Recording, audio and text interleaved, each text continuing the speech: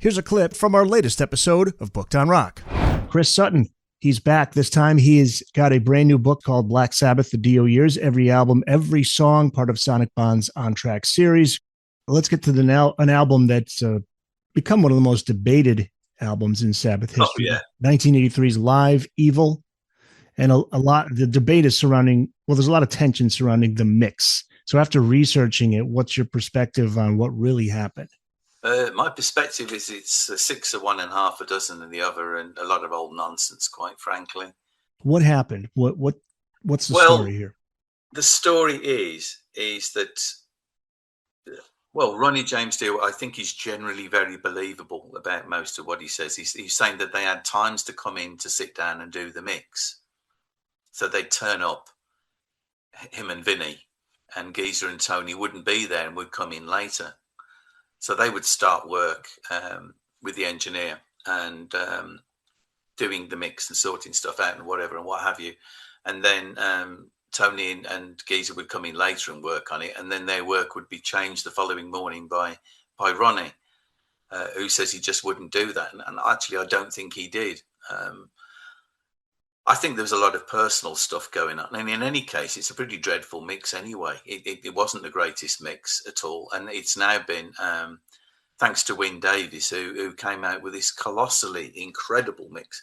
You know, you say, times I nearly fell off my chair. Well, I got to review the remix of Live Evil, and I felt sure that these were completely different shows or something. And Wyn Davies was one of the first I talked to for this book. And I said, people are saying that you're not using the same sources and so on that were on Live Evil. It doesn't sound the same. And he says, I absolutely am using the same sources. I can guarantee it. I'm sitting looking at the file now. I did not use any different versions or anything. That tells you what a difference a mix can make. Have you heard the two mixes? I have not.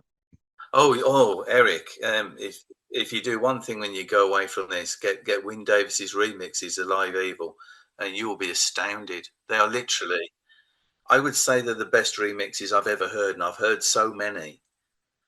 It's like he's varnished it, buffed it up, and cleaned it, and it's just become this incredible recording. Was it taken from two shows, Seattle and Dallas? 2 or 3 shows. Two or three? Check that for you. Yeah. I've got the shows listed in the book. And then there were overdubs. Now, whether he had all the overdubs as well to play with, I'm not sure. But he used all the original sources, and there were some guitar overdubs and a bit of bass and so on, as there always is on live albums, whatever anyone says. It actually came from 4 shows, Fresno, Seattle, Dallas, and San Antonio. I mean, some of the things he had to do, he was using Pro Tools and swinging back between the old and the new mixes to make sure that he got things synced up and in the right places. He said he took a lot of time, an awful lot of time and a lot of feedback to actually get it right. He says he had tried using different versions originally. That was the obvious way to go, was to not bother trying to remix Live Evil, just do a remaster of it and then put out another version, if you like, by using completely different recordings and what. And they could have easily done that, because the 4 venues that I mentioned just earlier, they've got the recordings from every song from those shows, so he could have just picked different versions. Yeah, I think it was like a handful of shows, not 2 shows. It was like 2 nights in 4 Seattle. Shows, yeah. And he could have just picked different songs from those shows. You had an alternative version of Live Evil, but they didn't.